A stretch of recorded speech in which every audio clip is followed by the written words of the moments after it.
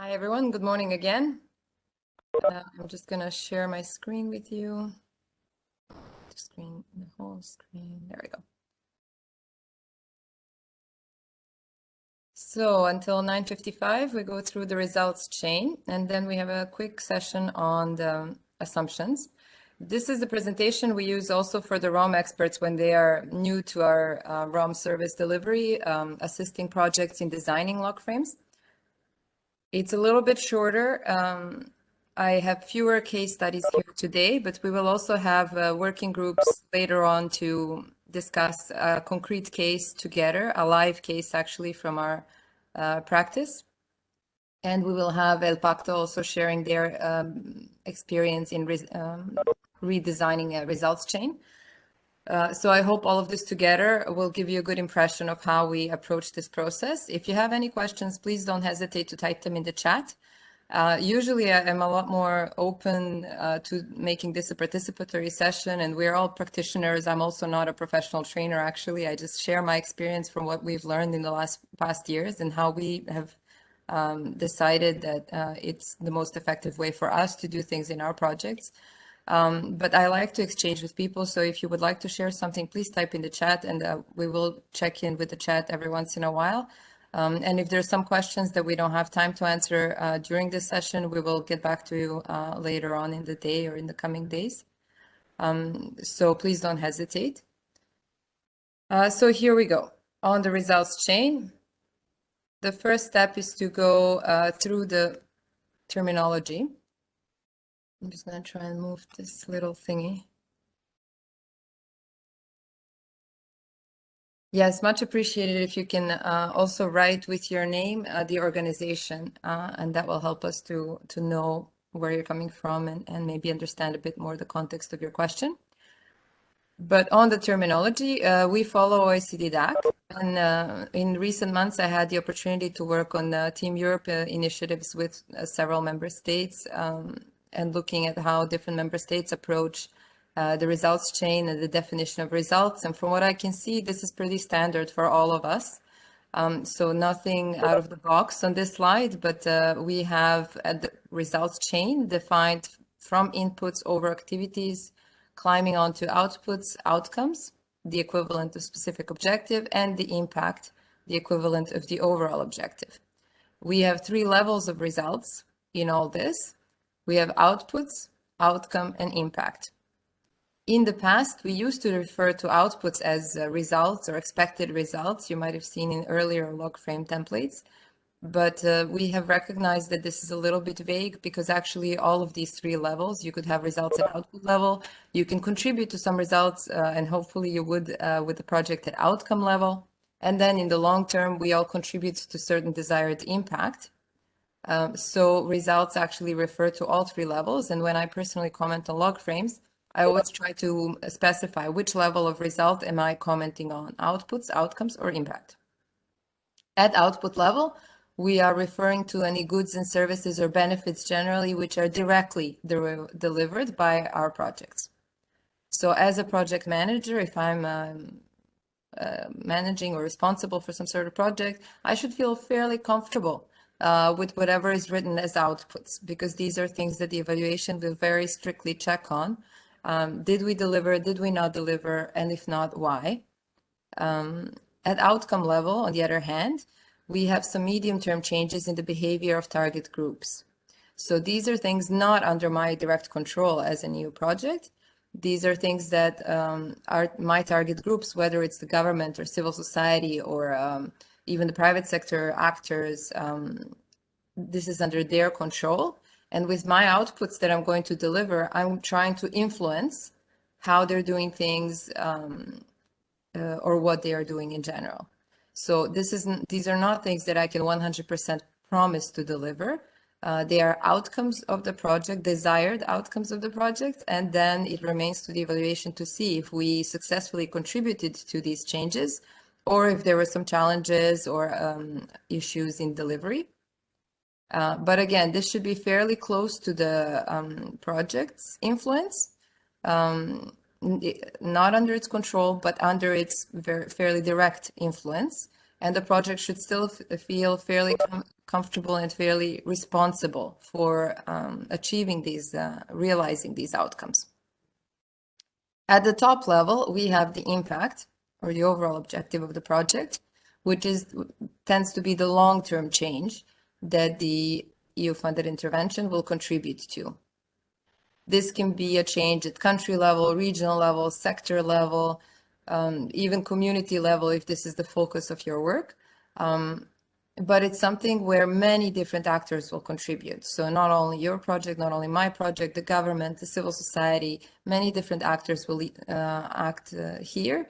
And so this is, again, a further away from our project, but still an important level to monitor. Because it helps us to know whether the ship is sailing in the right direction.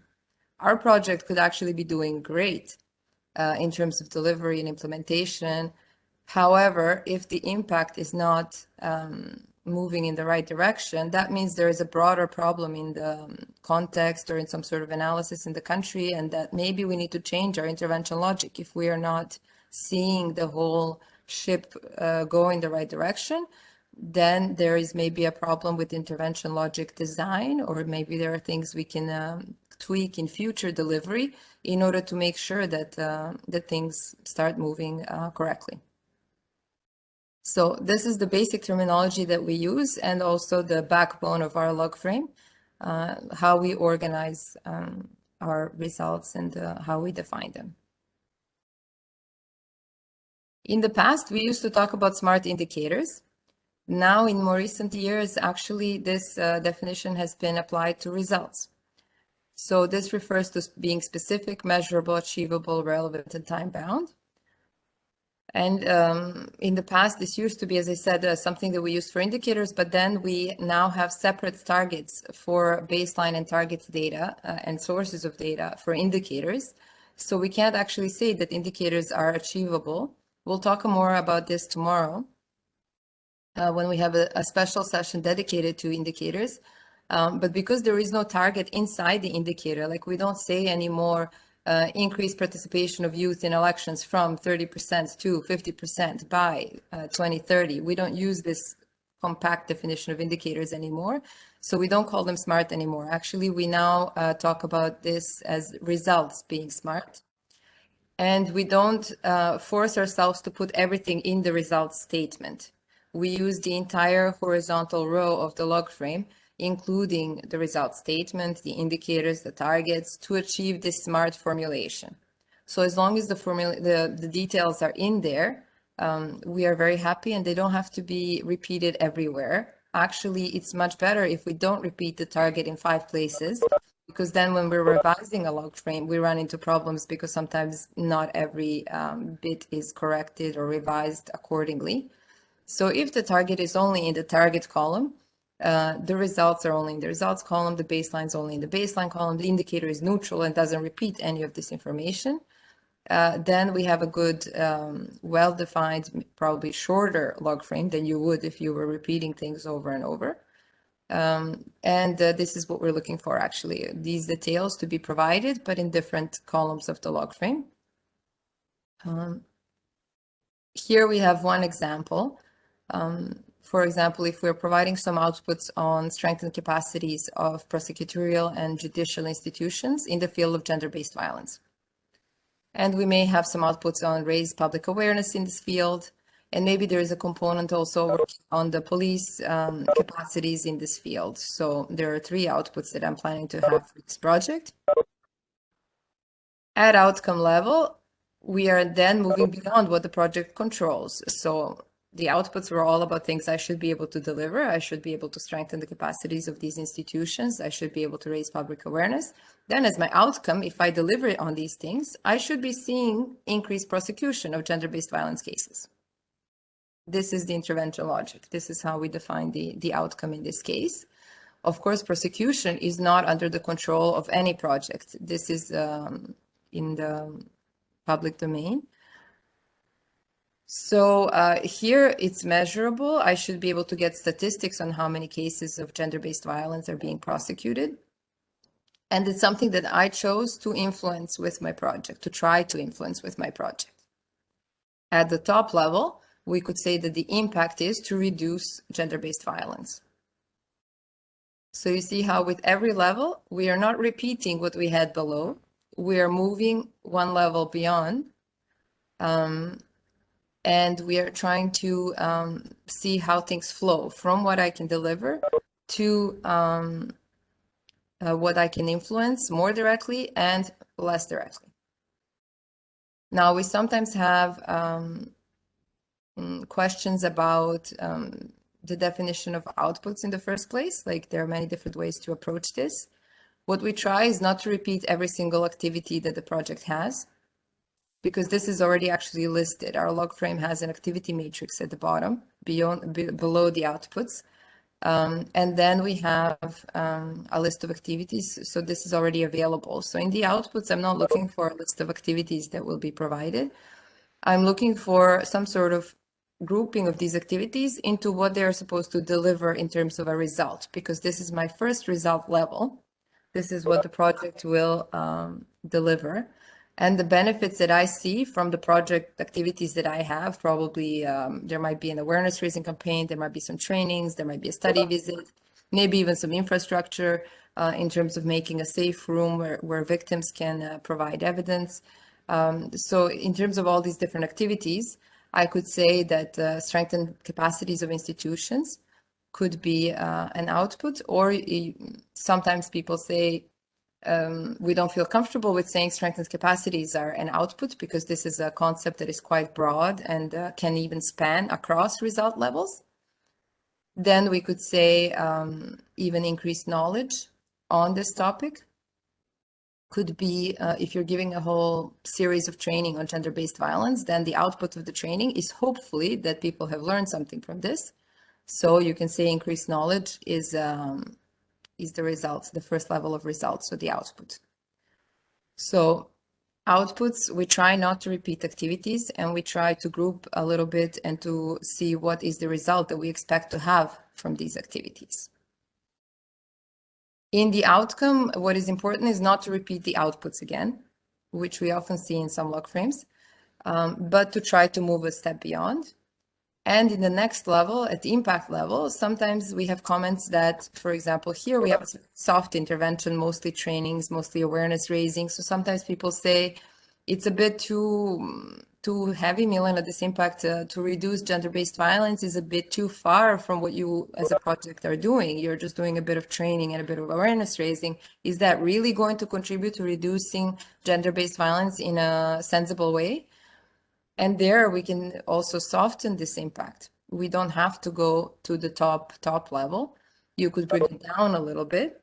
And we've actually had comments from some audits on some projects in the past that had an impact that was too high. We were recommended to bring it lower down. So still not under the control of the project, under its long-term influence. But you could say in this case, for example, if our outcome is to increase prosecution, maybe our impact could be to increase the conviction rate. And that way you remain in the domain of the justice system. So we are still kind of in the same sector.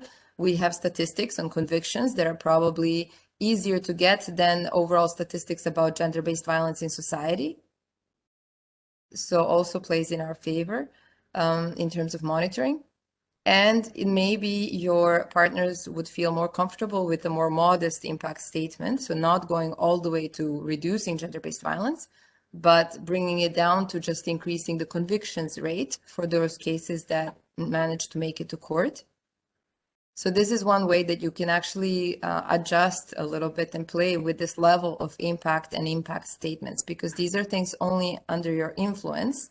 And not under your control. So you define what is your sphere of influence more directly at the outcome level and less directly at the impact level. I saw quickly in the chat that somebody had said that the impact formulation here is not very smart. So you could add the country here. This would be a good addition. But other things like what is the current level of violence, to what level of violence we're hoping to get to or to be reducing to, these could be provided in the indicators under the baseline and target columns. So we don't have to go into too much detail. in the results statement, but yes, it would be good for the local context to have at least the country and generally if there's any sub-focus in terms of gender-based violence, it could be, you could even make it more specific for what you're working on. Often in education, for example, you would have you can have programs that address different levels of education, or you focus only on primary or preschool or of education of children with disabilities. So this kind of detail really helps to put more color into these results chain and a little bit more meat to understand, to make the readers understand when they're new to the project. We don't want to add too much detail, too much fluff, because we also see objectives, 3 or 4 rows, where by the time you're finished reading the objective, you've kind of forgotten where it started.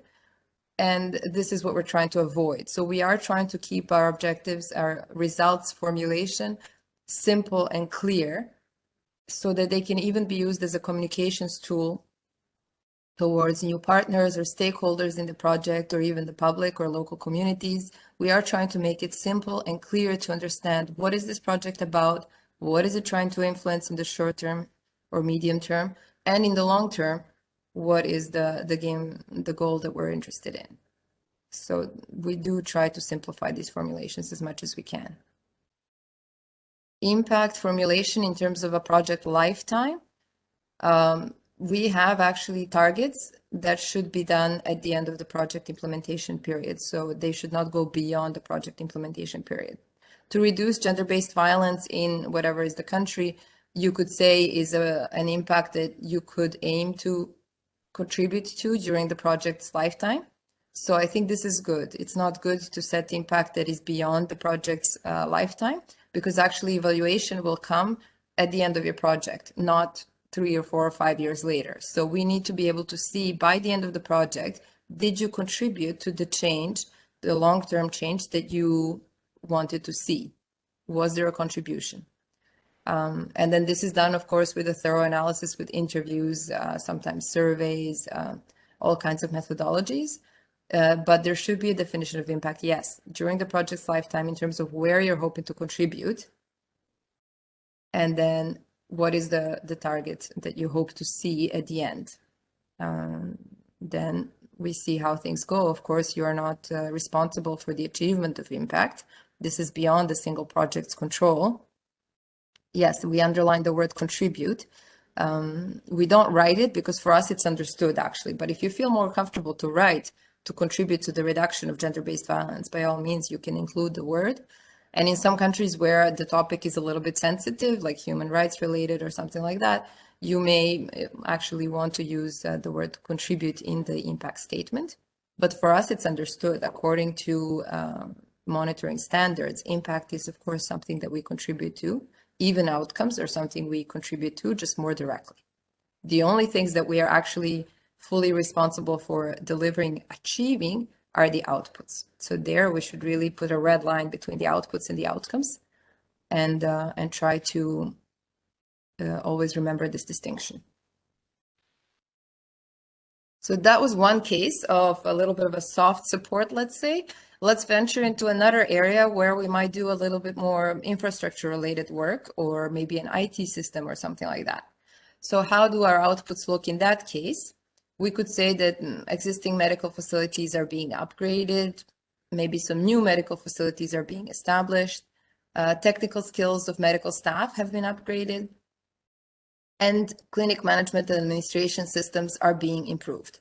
So again, you could have a wide variety of activities there that could include training, building actual facilities, or just buying equipment or respirators, or maybe exchanging staff between different hospitals so people see how things are done elsewhere. Maybe even drafting some standard operating procedures for the administration system or the clinic management system. So you have a big scope of activities that we have grouped into these 4 outputs. We're trying to, in a simple way, say, what is this project going to deliver in terms of results? What do we hope to see by the end? And then if I want to have more detail, I look at the list of activities below, and then I have a very good idea. At the outcome level, what could be our results that we hope to realize by the end with these outputs that we have available to us. Not every project can do everything under the sun. Different donors also can do different things with the funding they have available. So we have to see what are we able to change with the outputs that we're able to deliver. One outcome, for example, for these facilities that are going to be built or upgraded, we could say that thanks to these new facilities, we will see increased access to pediatric and maternity health services. So you see that we are not repeating the fact that we are providing new facilities or equipment. We are going a step beyond. What is supposed to happen with those new facilities and equipment? Well, we'll hope that people will come and benefit from some health services. The second outcome that we have is improved quality of care. So this will be thanks to improved procedures, improved training of staff, improved management and administration systems, whether it's an IT system or something else. We will see improved quality of services. This is what we hope to see. And then we can hope we can identify some indicators for this on the side that will make it even more concrete in terms of how are we going to monitor access, how are we going to monitor quality. But the first step is to define what are we trying to change with what we are able to provide. So in this case, we see access and quality are the focus. And in the long term, we're talking about the impact that we're trying to contribute to. So here we have to reduce child and maternal mortality rates in districts X and Y. So again, you see that we're not repeating any of the aspects below. We are bringing it to a whole new level. If people get improved access to care, and if this care is of better quality, it would be logical, in my intervention logic, it makes sense that the next step is that the mortality rates will decrease. Of course, all of this looks very automatic when you present it like this in a few simple sentences. But we have to remember that there are some assumptions on the side of this results chain. And these assumptions may be that there is no conflict in the country, because if there is a conflict, even if we do provide better access and better quality care, the mortality rate may not be reduced. So this is where assumptions play a very key role in defining this intervention logic in more detail to flag some of these aspects that we need to keep an eye on during implementation. So here you see, again, we are not repeating the same things that we're trying to climb up in our intervention logic from the outputs to the outcome to impact. At the same time, some people might say, well, you said that the outputs are not going to repeat the activities, but here we're talking about, your example is talking about existing medical facilities being built or upgraded. This is basically an activity, like you're going to either build a new wing to the hospital or make a mobile hospital or give some equipment. How is this not an activity? Could we not say maybe that the output is improved access? And you could, in some contexts, maybe you could say that improved access is the output. And then what do we put as the outcome? In this case, I always think about my uncle, who really doesn't like to go to the doctor. And if you build the best cutting edge hospital right next to his house, he would still not go see the doctor. So maybe the outcome could be to increase the use of these services. Maybe that's an answer. Maybe you could have one output on improved access to health services, thanks to the activity of constructing some bits and pieces of the hospital, in order to have the outcome on increased use of these services. And this is actually, this verb to use is very good to use at outcome level, because it forces us to think about what is supposed to happen with the outputs we provide once we have provided them, because that's what the outcome is all about. Once we have provided our support, will it cause the change that we want to have or not? Is my uncle going to start going to this hospital, or is he still going to be in the same old shape that he's always been in? It's an option. Some people might challenge this, because actually for a hospital to function and to provide access to care, it doesn't take only infrastructure. So what we can provide as a project only gives a small part of what it takes to provide access to health care. It takes doctors, it takes nurses, it takes a lot of investment outside of just infrastructure. So in that sense, because that investment is coming from the government side, most of the time, I would say, it's maybe not fair to put access at output level. Maybe it's too ambitious as an output, because there will be a contribution from government and other partners to make this hospital function and run as well as it can. So I prefer to keep this example with the more modest formulation of outputs on upgrading facilities or creating new facilities, and then putting access. You could still even put use at outcome level, but keeping the outputs modest to what I can deliver as a project, as a single project. So I hope that was helpful. Both of these examples are kind of classic development examples. Just going to check the time. Okay, we're doing okay. Somebody commented that they start defining the log frame from the impact level, I think. And there are different schools of thought on this, and I think they are all correct. You could start at impact level to see what is the long-term change you want to contribute to. You could start at outcome level, and many people start with a problem tree that then they reverse and try to see what changes do we want to influence and create in our target communities, and then only get to the outputs. This is perfectly fine. The reason why I started with presenting outputs here is because nobody's familiar with these case studies from the past. So in order for you to understand where I'm coming from, I decided to present the outputs first. But it doesn't mean that you should define the outputs first. This is completely up to you and up to your approach. I personally, as an M&E practitioner, when I'm defining an intervention, I like to start from the outputs, because I don't always have everything available to me as what I can deliver due to some administrative restrictions. Sometimes you can do grants, sometimes you can do loans. Like, it really depends, what you can purchase, what you can't purchase. So I like to be familiar first with what I'm able to provide, and then to see what can I influence with these things. But honestly, it's completely open, and I understand there are quite different approaches to this. How gender sensitive do we make the result statements? Recently, we've really made an effort with the gender action plan. We've given like a menu of objectives, specific objectives and impact statements across different sectors. In the gender action plan, if you look at the staff working document especially. So I think these will be really helpful to increase the gender sensitivity of our result statements. I would personally recommend to specify, men and women, or maternal and child. So whatever you think is appropriate and relevant for the intervention. I don't know if there is a sub question there, but let's see. We can pick up on that point again. But it's true that sometimes we are not gender sensitive enough.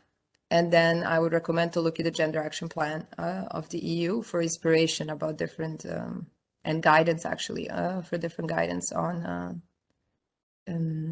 result statements that are fairly targeted, actually, to equal rights of men and women. But I think they're useful to get the language and to see if we can follow some of this language in our formulations, and also in the indicators. But we'll talk about that more tomorrow.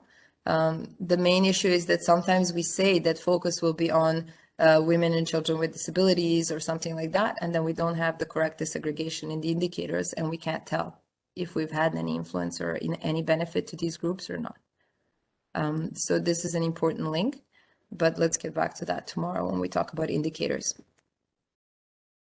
So these are more the standard cases where you have a classic impact formulation like we've had here to reduce mortality or to reduce gender-based violence. I would say these are more classic situations that you would see in terms of results change for development projects. There are some increasingly maybe softer interventions that only do expert support or create an expert facility in a certain field in order to support, I don't know, cybersecurity or even gender equality, things like that, where you don't have a long-term project in the country. You have a thematic project that covers many countries and that responds to requests for support from the government or civil society. So you don't even have a lot of predictability in terms of what you're going to see as requests, but you have a team of experts. And this is where my George Clooney comes in. I don't know if you've seen the movie, but it made sort of a connection in my head because he, in the movie, is a consultant who goes to different companies and his task is only to fire people. So here we're not going to fire people, but it's the same kind of approach. It's a short-term mission. It's on demand. It's only technical assistance. And you have to make a results chain for this.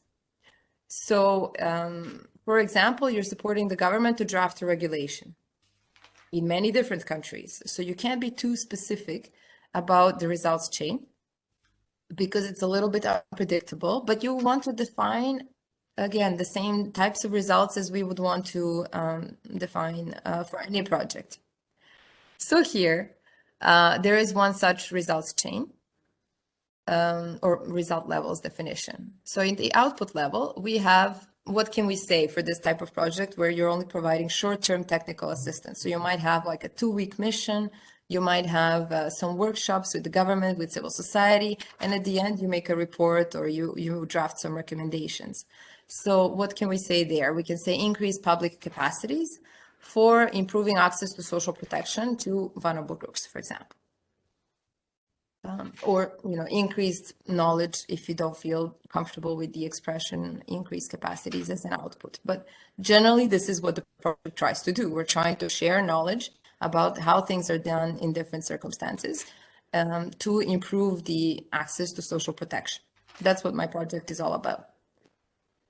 So if this is my output, my outcome is also going to be a little modest. I'm going to say, my outcome is that social protection policy strategies become more inclusive or effective or sustainable, let's say, whichever verb whatever is the focus of the project, basically. But in this case, maybe inclusive is the best term. The focus of the outcome is only on policies and strategies because this is all that I can influence with the type of short-term support that I'm able to provide with this project. And then at impact level, well, this is where it becomes a little bit tricky. Because normally, I will show you, we have at DG INTPA, we're trying to make a results chain for different sector. So this is the capacity for dev, our learning website. And under resources, you can find results and indicators for development. And we're sitting down, our unit is sitting down with different thematic units at DG INTPA. And we're trying to devise a results chain for every sector. And social protection is one of these sectors that we have tackled. So let's have a look at what is the impact statement for social protection. So you will find also a list of indicators here in case you are interested. But for now, we talk only about the results chain. So here we have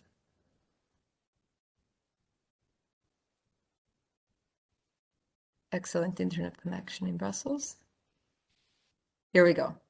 So you can see here a menu actually of outputs that could be maybe indicative or useful for the definition of your project. If you have a new project in social protection, you see a menu of outcomes, and then you see the impact statement. And so for social protection, usually the impact is about reducing poverty and inequality. This is what social protection is all about, or that's at least our understanding of it. But here in my little project, and maybe it's not even such a little project, it might cover 100 countries. Sometimes these thematic projects are fairly significant, but I don't dare to put poverty reduction or inequality reduction as my impact statement if the only influence I have is going to be, or I hope to have, is going to be on policies. So then poverty reduction is a bit too far from my sphere of intervention and what I can ever hope to influence in the field of social protection.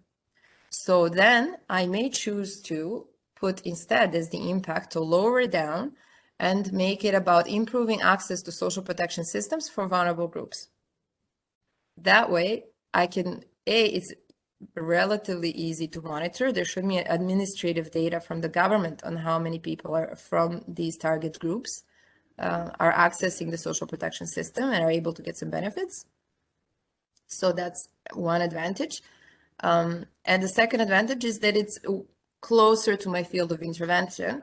So for evaluation purposes later on, and even for explaining the project to different stakeholders, this makes more sense as an impact statement than if I was to put to reduce poverty and peace in the Middle East, as I like to say, like something very far beyond what the project can ever hope to contribute to by just commenting on policies or drafting, helping to draft some policies.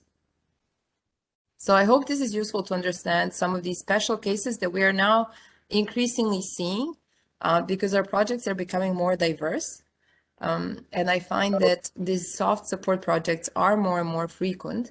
So we need to adjust our results chain. We should not blindly stick to the same old formulations, but we should try to adjust our results definition to the actual project and see what is appropriate.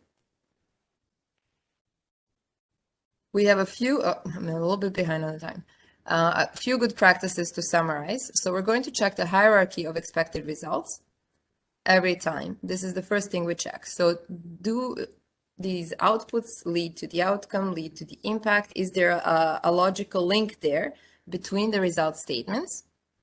Does it make sense to you, even if you're a non-thematic expert? I've commenting on results chain on everything from agriculture to energy to democracy and governance. Like, you don't need to be, in my opinion, a thematic expert. Of course, it helps. You can delve more in when you are a thematic expert. But does it make sense to you as a logical series of statements? Be specific. Who is the target? Where, what country, and what topic is the focus? So these are questions we ask when we comment on a Logframe. There should be no causal links in a single result statement. So here are two bad examples actually on the screen. To strengthen the education management and education system management in order to improve quality and equity of education. So you can see that with this in order to, we're actually climbing to the next level. And this should not be done in a single result statement. The same thing happens in the second example, but in the opposite direction. We're saying to promote democracy, which is probably like an impact statement, let's say, through, and then we list to support, through the support to the electoral process, citizen participation, and transparency. So these will probably be outcomes and outputs below my impact, but here they are repeated in the impact statement. So this through, you can almost see the ladder going down, and it's not a good practice to repeat then things that you will again say as the outcomes and outputs. It causes redundancies in the Logframe. It causes the results formulation to be too long. And sometimes even things that are written in the impact or these outcomes or wherever the repetition happens, they are sometimes even different from what it says in the Logframe below or around it. So it really causes problems for evaluation later on and for understanding what this project is about. If you have one thing listed in the impact, but it doesn't appear, for example, if this transparency appears only in the impact, but you don't see it below, then really it's going to cause a problem in understanding. Is there anything being done in this project in transparency, or we just mentioned that kind of as an important topic? So these are things to be avoided. And the red flags for me so far are in order to, by, through, via, things like that should be avoided in the formulation of result statements because they are causing you to combine more than one result in a single statement. So actually we should just separate these things. So to promote democracy could remain as my impact. And then the rest can move down, to support the electoral process, maybe it can be an output, citizen participation increased, could be an outcome, transparency of policymaking increased, could be an outcome. And then you have a clear results chain with very simple sentences where you don't repeat other parts of the Logframe. So this is one of the main lessons learned we have. You may have more than one outcome or specific objective. In that case, we recommend to use numbering to link what are the outputs that are the most relevant for this specific objective. We do recognize that one output can contribute to a number of specific objectives, but we ask to number the ones that are the closest to the actual output. Mainstreaming, as I said, it's important if we decide to focus on particular groups or topics, that we make sure this is reflected in the result statement and in the indicators, not only in the narrative. So if we mention that women and men are the focus, or children are the focus, or the elderly, or whoever, then this should be part of our result statements and part of the indicators, at least through disaggregation. We have a few examples here that I might actually skip because we will have a whole case study afterwards. So you will get these examples in the slide, but basically it's to recap everything that we discussed. So I hope this was clear. I'm just going to check in with the chat and see if there's any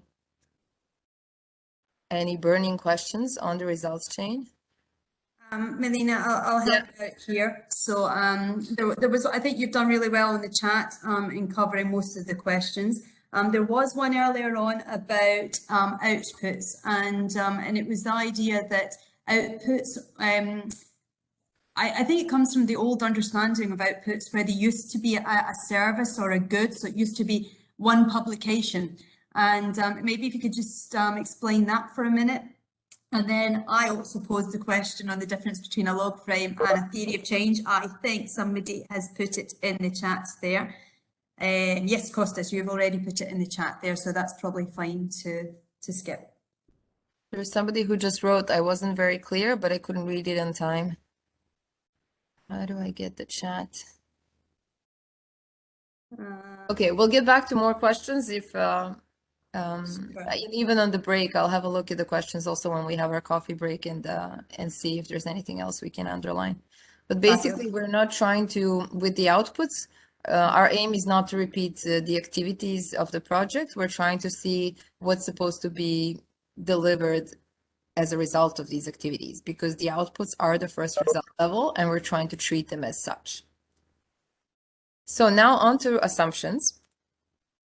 This is a slightly neglected part of the Logframe, but for me, it grew on me. You know, at first I was like, oh, what is this about? But then it grows on you as you understand that it's important for the intervention logic definition, because otherwise our results chain looks like completely automatic. Like if I strengthen judicial capacities, of course, there's going to be increased prosecution. And if there's increased prosecution, of course, people will stop committing gender-based violence. Actually, it's not that simple. And if it was, there would be no gender-based violence left in the world. So we need to think about what are these assumptions that we are making when we define this results chain. So this is the last column on the right of the log frame. It's not needed at the impact level. So it's only at the level of activities, outputs, and outcomes. If you choose to add some intermediate outcomes, like if you multiply these layers, you should add assumptions at the new layer, but they are not required for every outcome or every output individually, only as a group, so as a result level. So for all of the outcomes, you can give a set of assumptions. For all of the outputs, you can give a set of assumptions. You don't have to go output by output because this would be a little bit repetitive, because probably some assumptions are relevant for most of your outputs. The role, first of all, their definition is that they are external, necessary, and positive conditions that are not under the project's control, that must hold in order for the results chain to be valid. So this is a key element of a solid intervention logic or theory of change. And if we go, for example, here, sometimes we use this if and if then formulation, if then you could say if the outputs are delivered, and if the output level assumptions hold true, then we will realize our desired outcomes. If the outcomes are realized, and if assumptions hold true, then we will contribute to our desired impact. And there is nothing beyond impact, so this is why the box at impact level stays empty. Some examples.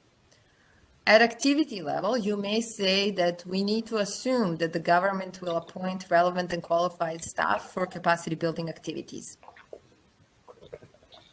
Sometimes you have the luxury of being able to choose who will come to your activities, but oftentimes we also rely on the government and other actors to appoint the actual person.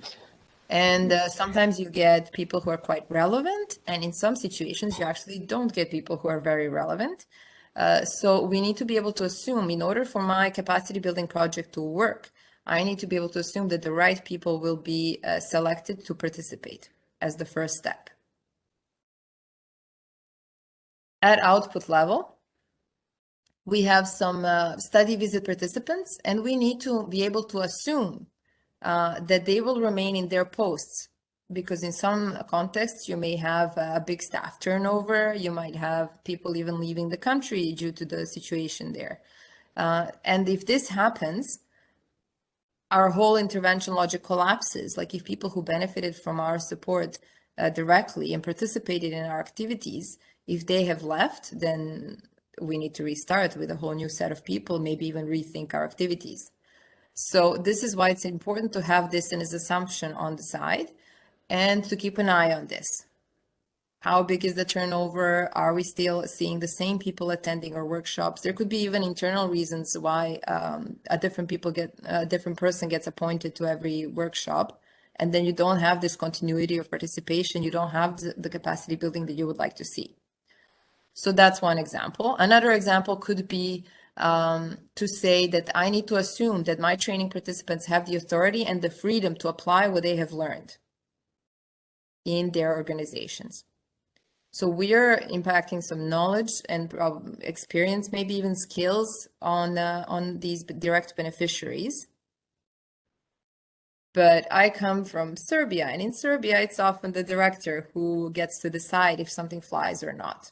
So the people that I engaged in training may not have the final word. And I need to assume actually that they have sufficient influence and authority in the organization to be able to apply these new practices or tools that we have shared through our project. So this is it can be quite an important assumption to keep monitoring through other projects, especially if there is a change in leadership, to recheck, are we still good on the planned outcomes that we would like to see by the end? Or is this all going to end with our training, and is our procedures that we proposed just going to stay in somebody's drawer? At outcome level, we often see these classic assumptions about the government supports our project. I mean, if the government doesn't support our project, maybe there shouldn't be a project. But we should avoid these kind of vague formulations that are a bit just filling the space and not so useful. So we would recommend to have formulations that are more concrete. For example, there is a new government. We know there will be elections during the project. Will the new government keep supporting our project? So this is something to check. We have to assume that the new government will continue to prioritize whatever the project is trying to promote. Another assumption in the same sense is, for example, that funding is available to implement the new agriculture policy adopted by the government. So if our outcome was that the policy is adopted and our impact is that there is increased agriculture production, for example, there's not going to be increased agricultural production if this policy is not implemented, if no funding is allocated for its implementation, which also tends to happen quite frequently, actually. So it's quite wise to have this identified as an assumption in my intervention logic, so that when the evaluators come, when they start asking questions about, okay, was the policy adopted? Yes, it was 2 years ago. How did the implementation go? Well, we're still starting. Advisory services are being set up, So you have to explain a little bit in the evaluation. They will ask many tough questions, actually. And we should show that even in our design stage, we thought about this in advance. And we are keeping an eye, we're monitoring these external factors that can influence the success of our project. What is not an assumption is procurement, payment, or contracting delays, anything that is under our control, basically, because we don't assume internal problems. We need to plan accordingly. We know sometimes that a tender might take 6 months. Okay, well, let's start the tendering process 6 months in advance, and then there won't be a delay. This is under my control as a manager. I just need to plan accordingly. But external factors, this is actually to be included as assumptions. For these internal factors, these are actually could be defined as internal risks, and there is a risk log where we can put them, and where then they need to have a mitigation measure, and then let's see how these will be addressed. But we don't assume internal issues. So a few good practices. Assumptions should not be too critical. We should avoid killer assumptions like beneficiaries are interested in our support. These are things to be checked beforehand, and if people are not interested, if there's no buy-in, then we need to rethink our approach a little bit. In log frames, at contract level, assumptions are expected, at least in our templates, to be provided at activity, output, and outcome levels. So not at impact level. That box just stays empty. They should be specific enough to be monitored. For example, we say sometimes lack of interest among farmers for new techniques. So this is a little bit vague. What are some factors, external issues that could limit their interest? Is it that they don't have money for inputs or tools? What are some of these external factors that are causing this lack of interest? So let's try to dig a little bit beyond just these lack of formulations to see what are some factors that need to hold true in order for my project to succeed. Risks and assumptions are two sides of the same coin. If you're not sure an assumption will hold true, then it's probably a risk, and it needs to be put in the risk log, and it needs to have a mitigation measure. If we're fairly comfortable that this assumption will be true, then you don't have to identify it as a risk. But this is a very close two close concepts, actually. They both have an important role. And as we said, risks could be internal and external, whereas assumptions are only external. Okay, this is the end of my presentations on the results chain and the assumptions. We finished a tiny bit early, so I'm going to stop sharing my screen and check the chat, actually. Super. Thank you, Melina. That's brilliant. I think the chat questions have all been answered too. Costas has been busily helping you along there on that. So you can thank him after. Thank you very much for that presentation. I think it was excellent.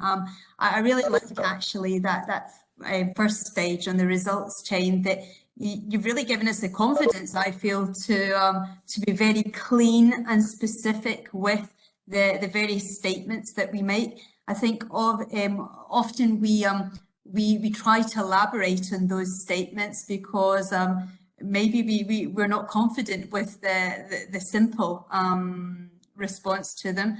But I think you've made that very, very clear today. So I thank you for that. And I think if there is no more comments, then let's go to no more questions. Let's go to a break. You've got 7 minutes for a break, and we'll see you back here at 20 past. Okay. Thank you. Super. Thank you.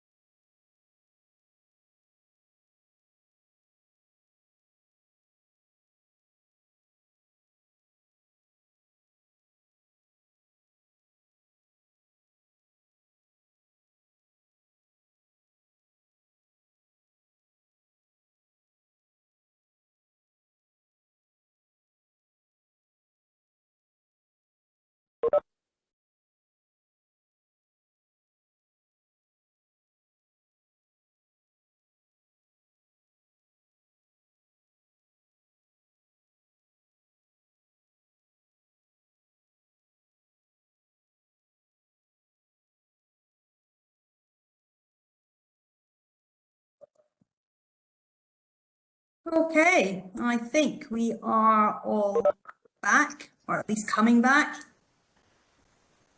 Thank you all. Melina, you will see from the comments that your presentation has been most appreciated. There are requests that you can share it with us, and we'll do that afterwards. Absolutely. So we're 104 people now on the call. We were 110 at one point, and I went through countries, and I've got Germany, Belgium, UK, Lithuania, Austria, Spain, Portugal. I may have missed some, but I think I've got them, at least those that I mentioned. And regionally wise, we've got Africa, East Asia, South Asia, the Middle East, North Africa, and I'm wondering if I've got Latin America, but I'm going to hand over to the El Pacto team. I'm really kind of hoping you're not in Latin America because it's going to be very, very early for you. Good, you're not. Constanza, I'll hand the floor over to you. Thank you, Luis. Don't worry, we're not in Latin America. We're in Spain. So it's not 3 in the morning. Can you see my screen? Yes. Okay, thank you. Thank you for the trainers for giving us this opportunity to share our experience. I think many of you will find it very interesting since we not only changed our logical framework once during the implementation, but we did it twice. So I think we can provide some very valuable insights for whoever is looking to embark on this process. I'm going to start first off by introducing myself. My name is Constanza Rava. I'm the M&E specialist at El Pacto. You should know that El Pacto is a regional program for Latin America. It supports the fight against transnational organized crime, mainly through the promotion of technical cooperation between European and Latin American public institutions. It is a program that is demand-oriented, and it works with the support of focal points within Latin American institutions, both at the national and regional level. And we cover a total of 17 countries. El Pacto is very unique in the way it's implemented. We operate through our co-delegation agreements between FIAP from Spain and Expertise France from France. So we have a co-direction, co-administration of the program between both entities from Spain and France. And the program also involves implementing partners such as Civipol from France, ILA from Italy, and Camões from Portugal. We work in 4 thematic components. So the first one is the police component, which is implemented by Civipol through a grant contract with EF. We have a justice component that is implemented by FIAP from Spain, a penitentiary component that is led by ILA from Italy, and the cross-cutting component that deals with 5 main cross-cutting topics that is co-led between FIAP and EF, right? The program El Pacto began in 2017, and it will conclude in mid-2023. So currently we have a year and a half to go of implementation. So as I mentioned just now, we are very daring in terms of how we approach our logical framework, because we did not only change it once, but twice. And in terms of the evolution of this tool within our program, we had 3 versions of the logical framework. The first one was the one established in the annex of the description of action of the program in 2017. And this logical framework was very much oriented to the thematic components of the program, right? The ones I just mentioned just now: the police, justice, penitentiary, and cross-cutting components. It had 1 general objective and 8 specific objectives. And in terms of indicators, it had 92 indicators, which for anyone who has to monitor any program knows that 92 is a lot, way too many. So as the program neared the half of its implementation, right, by the end of 2019, beginning of 2020, INPA and El Pacto agreed that it was necessary to adapt the logical framework to make it more operational and also to strengthen its orientation towards results, right? So With the help of the ROM services, the support for designing log frames and monitoring system service, we managed to come up with a second version of our log frame, which was much simplified. It had one outcome, 3 outputs, and 31 indicators, which is a lot more realistic for the purposes of monitoring and planning of the program. The first time we applied this new version of the log frame, the second version, was when we drafted our 2020 annual report. That was the first time we had a preliminary draft of our monitoring, evaluation, and learning plan. So we had systematic tools to collect data on our indicators and report this information. The first quarter of 2020, we had a ROM review. So our program was reviewed by ROM consultants. And one of the criteria that was assessed was regarding monitoring and evaluation. In this aspect, the ROM consultants acknowledged that there was a huge improvement between the first version of the log frame and the second version of the log frame, particularly at the level of the result chain design. But they identified opportunities for improvement, mostly at the indicator level. So what they told us was, we recommend that because you're already very far advanced in the implementation, that you maintain the current result chain and you make changes at the indicator level only, and in the sense of reducing, integrating, and simplifying your indicators. There were many, and many of them reporting of the same results, so there was an opportunity to narrow them down. And also, they recommended that we establish baselines and targets for all indicators. The second version of the log frame had some baselines and some targets, but not for all the indicators. So that was the recommendations that we received. With the ROM review recommendations in mind, we drafted a final version of the monitoring, evaluation, and learning plan, which included a third proposal of a logical framework. As I just mentioned, we did not change our result chain, but we did modify the indicators. So we had the same one outcome, the same 3 outputs as in the previous version, but instead of having 31 indicators, we reduced it to 20 indicators. So in the following slides, I'm going to tell you about how we went from one version to the next of the log frame. For the first modification of the log frame, the one we did from the description of action to the addendum, we first analyzed the guidance on thematic results, the one that Milena showed on capacity for dev. This guidance was provided to us by our operational manager. So we mainly focused on the sectors of justice and security reform within the area of partnerships for human development, peace, and governance.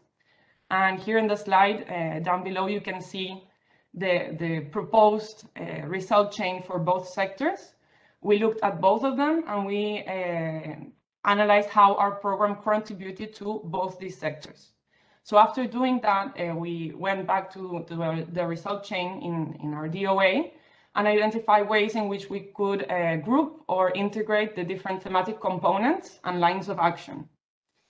Based on that, we also received orientations and recommendations, both by the D4 unit at IMPA, but also from the ROM services, as I mentioned before. And with all of these inputs in mind, we came up with our first version of revised log frame, which we presented to key members of El Pacto. Please bear in mind that this occurred in March 2020. We all know what Europe and the COVID pandemic happened during that time, and it was a very limited consultation and very fast consultation in very challenging conditions. So after doing that consultation with key members, we proposed a new result chain and indicators to IMPA, and this version, the second version of the log frame, was approved in April 2020 with the approval of the addendum. So this is how the change from the first version of the log frame to the second one looks in terms of the result chain, right? So as I mentioned, the DOA established a structure of a result chain very much focused on the thematic components. So the police component, the justice component, the penitentiary component, and the 5 cross-cutting issues that our program deals with. So from that structure, we went to a more results-oriented structure. So from an activity-based logic to a more result-oriented approach. Our desired impact, which is very much related, it's actually literally what the impact statement says for the security sector reform within the suggested result guidance. Our desired impact is to contribute to the ensuring of human security at the individual and community level by improving effectiveness in the fight against transnational organized crime in Latin America. So it refers to the scope of our program, which is in terms of the outcome, to improve the cooperation and the coordination of stakeholders in the fight against transnational organized crime. To achieve this outcome, we set out to accomplish 3 outputs. So the first one is to strengthen institutions, both at the national and regional levels. The second one is to reinforce interinstitutional coordination, so among national organizations, but also at the regional level. And the third output for us is to facilitate international cooperation and political dialogue concerning the fight against transnational organized crime. So this structure is the one we currently have, but as I mentioned, the ROM review suggested that we change our indicators. We still have the structure of a result chain, but we embarked on the second time of changing our Logframe by modifying the indicators. So the second time around, we had our ROM review from March to April last year, 2021, and analyzing these recommendations that we received in the sense of simplifying and reducing our indicators, but also making sure that we had baselines and targets for each. We analyzed the very detailed recommendations that the ROM review provided for us. And we went back to kind of the overall frameworks, right? So which is the SDG framework concerning peace and security, which is the overall framework of the EU regarding this. So we provided many internal inputs and also the guidance on indicators from Capacity for Dev. And we integrated them with other external or complementing inputs, such as the EU Gender Action Plan that was mentioned by Milena also before, and the thematically specific EU Action Plan on Women, Peace and Security. So with all of these guidance for indicators in mind, we analyzed and integrated the previous version of the Logframe into a new set of indicators. With this new set of indicators, we made our first consultation, internal consultation with the directors of the program, but also with M&E points of contact within each component. So one person of each team participating in the review of this design. Very importantly, the knowledge management unit at FIAP and the M&E division at EF also participated in this review. And it was very, very important to have their insights, but also the requirements that each co-directing institution had for M&E in the design of this new version of the Logframe indicators. Based on that, we did an internal El Pacto participative workshop with all the members of the team to present this new version, and introduced very important adjustments, particularly concerning logistic and administrative limitations to the implementations of the indicators we were proposing. And based on that, we talked with different EU programs, other EU programs that also are very relevant to the work that we do, particularly 2 programs that are within, let's say, our umbrella, which are El Pacto supports Ameripol and Interpol supports El Pacto, but also other programs that are regional programs for Latin America, such as Eurosocial, iCrime, Euroclima, Copolad, and Soción. So we met with M&E specialists from these different programs and they were able to give us some guidance and share some of the lessons learned from their perspective to include in our logical framework, but also in our monitoring, evaluation, and learning plan. Lastly, we sent a proposal to INPA, and we also discussed it with the D4 unit in Brussels. We included some last adjustments and presented the last version to the steering committee last December, where it was approved, right? So you see that the previous version was the previous modification of the Logframe was much more an express version, right? Express review with limited consultations because of the pandemic, also because of the addendum had to be approved. And in this modification, we took a significant amount of time, a much more longer amount of time, but we also involved multiplicity of actors in the process, which I think really improves the quality of the outcome. So from this process, the main challenges that we faced that you should bear in mind if you're going to embark on this process. First, one of the main challenges was balancing each implementing institution's priorities, information needs, and requirements regarding M&E. For example, some institutions had very periodic reporting cycles, maybe quarterly reporting cycles, and others only had annual reporting cycles. Some of them had results frameworks in place and even knowledge management strategies.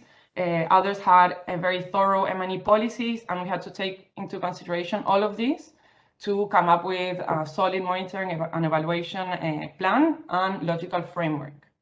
We also had to adapt internal processes to guarantee the adoption of these result chain and indicators, right? Because we were working with a different structure, the change did imply some cost in terms of internal adaptation in the systems that we use, in the formats that we use, and you should bear in mind which are the implications for doing this. And another challenge, the last one I'm mentioning, because there were many, are the fact that we needed to build internal capacities, right? So particularly the M&E points of contact within each team received specific training, but also the team as a whole received specific training, like the one we're having today, on what is the result chain, which are the indicators, how we're going to collect the data. And also another challenge related to this is how we guarantee the resources to implement the logical framework and MEL plan, not only from a financial perspective, which is also something you have to bear in mind, but also in terms of the human resources available, right? So, for example, the M&E points of contact, they still have to do the job they always did, but now they have to assume new roles, new responsibilities. So how are they going to be allowed to conduct all of this while not leaving the other tasks on the side, right? But I would say in the balance of the process, there were many benefits that outweighed the challenges. In the first place, I would mention the improved coordination and alignment of El Pacto with other EU programs. This exercise allowed us to know how other EU programs were approaching this aspect, how we could integrate the way that we report our results within same implementing partner institutions. For example, other programs have the same implementing partner institutions involved, and there's an opportunity for us to do it more efficiently so that the results reporting can be aggregated. Also, I would mention that there is a better and explicit formulation of the logic of the intervention, and this has allowed for an enhanced integration among thematic components, right? So to avoid or mitigate the risk of fragmenting the intervention among the different themes, the logical framework has allowed us to integrate the thematic components more in the way that we implement and plan the program. And it has also increased our result orientation in the planning through the definition of targets for our indicators, which had not been done before, but also in the monitoring. So not go through a description of our activities, but through an analysis of how these activities contribute to our outputs, to our outcome, and hopefully to our overall impact. And in this sense, one of the most important benefits, I would say, is that it has granted El Pacto an improved ability to communicate the progress of the program in a more comprehensive and integrated manner. So we're not only seeing different activities, but we're seeing a whole of an intervention towards the results. We were already doing this, but the communication has been quite improved as a result of this process. And lastly, I would note that these modifications has enhanced the capacity of the program to make data-driven decisions, right? We have systematic information, consolidated information in time, and we can promote program learning and continuous improvement, not on the basis of maybe our personal perception of how the program is doing, but actually from data that is objective and that can actually support the management and the adaptation of the program to make it as better as possible. So just to, sorry. Thank you, Constanza. I'll let you run through this really quickly because we're over time. Thank you. Yes, thank you. I'll just mention them briefly. For anyone modifying your logical framework, I would just urge you to consider the different requirements, needs, processes, and resources of all implementing partners. Consider the implications of these changes in terms of how the program operates, how it's organized, and the financial resources you need to use. For example, El Pacto, we had to approve personal data management agreement for the implementation of surveys, M&E surveys, which was not something we contemplated when we began this process. Also, I would recommend to consider having someone specifically responsible for M&E within your program that liaises very strongly with a cross-cutting team and communications. Very important to work with communications so that our reports can be effectively disseminated. Also, think about designing a thorough monitoring, evaluation, and learning plan with your logical framework so that you can make the most of this monitoring tool. And lastly, I would just finish with urging you and recommending that you do not fear or delay changes in your logical framework if they are really necessary, because it will only make them more costly in the future. The benefits, as I mentioned in the slide before, are largely outweigh the costs of doing these changes. And I would highly encourage everyone to do these changes if they're necessary and justified. And with that, I finish.